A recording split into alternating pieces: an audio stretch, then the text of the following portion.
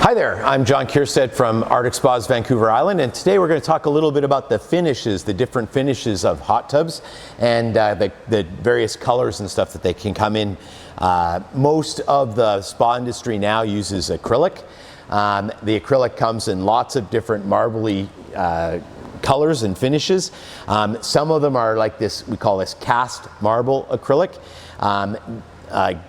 They can come in many different shades. Most of the time they try to stick to kind of neutral earth tones. The most popular color that we have in the acrylic is probably the white marble. There's several spas in that. And then there's also, some spas are very dark colored, so you'll get like in behind here, you can see there's a darker finish. I think this is espresso, right? So they have these darker marbles. Sometimes they have them in blues, they have them in greens. Over the years, I've seen all kinds of different colors come and go, like light blues and light greens and caramel kind of colored spas. It's just been a cranberry, this is a lot of cranberry for a spa.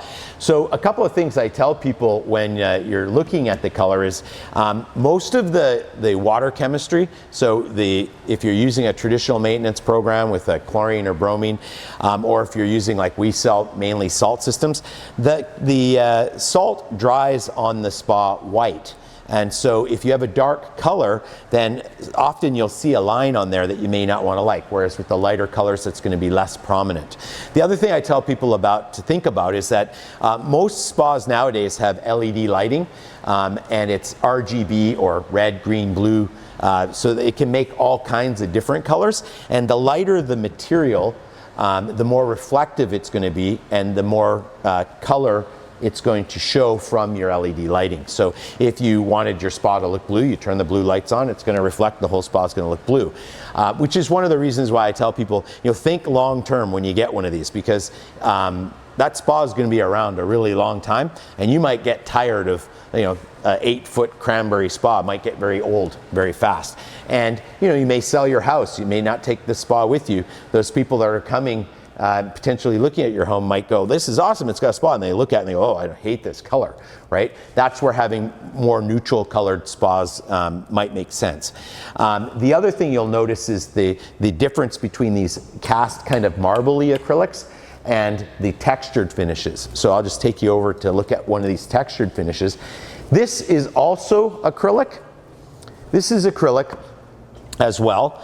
If you look really close at it, you can see there's little ground up pieces of acrylic inside of a clear coat. And when they heat this up in the gigantic oven to heat this, and they stretch this down, the different materials melt at different rates, and so you get kind of a textury finish to this, right?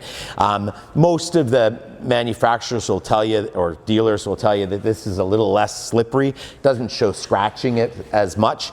I found all acrylic to be quite slippery with water, so I always tell people, getting in and out of the spa is where most injuries occur, and it can be quite slippery, so I strongly recommend people look at getting a handrail for getting in and out, and sit on the edge and swing your legs in, or come in by straddling in. So same when people sink these into decks and stuff, I always recommend never sinking them flush, because that's a big step down. If you're halfway up, it's more like a chair, you're going to sit on it, swing your legs in, or straddle and get in that way.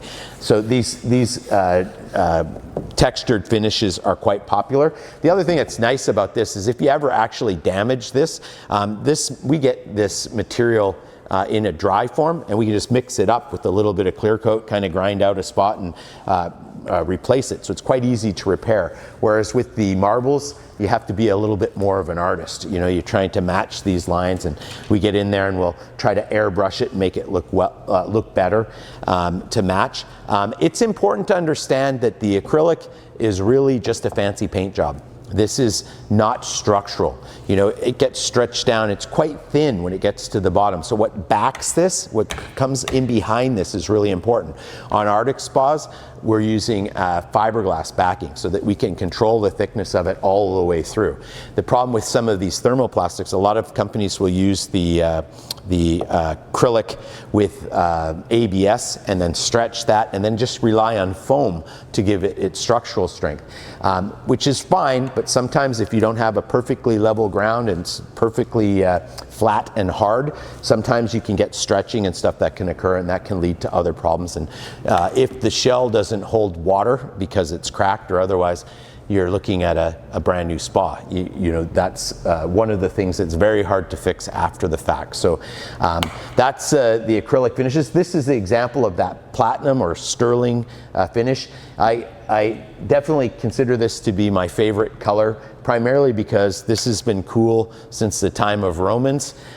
It's not going to go out of style. It's very rich looking, and again, it's the most reflective. It's not going to show any watermarks on it. Now, if you do have dirt or otherwise, it may show a bit of a dark line along the top, but then you know. The smooth finish is actually easier to keep clean as opposed to texture finish. The texture finish, you kind of have to rub it a little bit more. I always tell people, if you're looking after the spa, it's really good to have a microfiber cloth. It helps keep the water line nice and smooth. And yeah, you just kind of wipe down there. When you drain and fill your spa, that's a good time to actually, you know, give the spa a good cleaning. And we have products that are good for polishing the acrylic and making sure that any buildup that's happened on there strips that away and protects your investment for a very long time. So that's a little bit of information about the textures and finishes on spas. One last thing I wanted to point out is there are soft-sided spas, as well as, we call these rotationally molded spas. So we're not using acrylic at all in these ones. This is actually using PP, which is polypropylene, or polyethylene are the two materials most widely used for rotationally molded. So this is in a gigantic mold. This stuff gets put in a pellet, and this mold spins with the heat in it, and it clings to the outside, and that's what forms the shell, as opposed to vacuum forming, which is what the acrylic spas are. This finish isn't as pretty, I'd say, as the acrylic finish, but it's super durable. You do sometimes see some discoloration that takes place over time. You know, you can see a little discoloration because it's a little bit more porous of a material. Sometimes that color can stick around, but realistically, super durable. This stuff can last for a very, very long time. The last material that you see a lot of spas made out of nowadays is kind of a rubberized or similar to the material that's used in a cover. You'll kind of have like a vinyl liner inside. It's got kind of like a cover material for the outside in those soft-sided spas, and some of the blow-up spas and stuff like that, it's kind of a rubberized vinyl material. Feels fine, but it's certainly not as durable as this type of material or the acrylics and stuff that you see on traditional spas. We've actually introduced a brand new kind of blow-up spa, which is using the same technology as they use for stand-up paddle boards. So it's a kind of like a vulcanized rubber. It's very, very durable. It's quite soft to sit against, and I think that that's going to be a really popular choice, and I hope to see it being used in other capacities, maybe for covers and things like that. It's a good material. It's definitely a step up from some of those cheap blow-up spas that are out there. So that gives you a little bit of information on the different things that spas can be built out of. Of course, you still have your traditional spas that are made out of concrete and maybe have some tile and stuff like that. We don't really deal with that. What we're talking about is mainly what we call portable spas. So I'm John Kierstead from Arctic Spas, Vancouver Island. See you at the next video.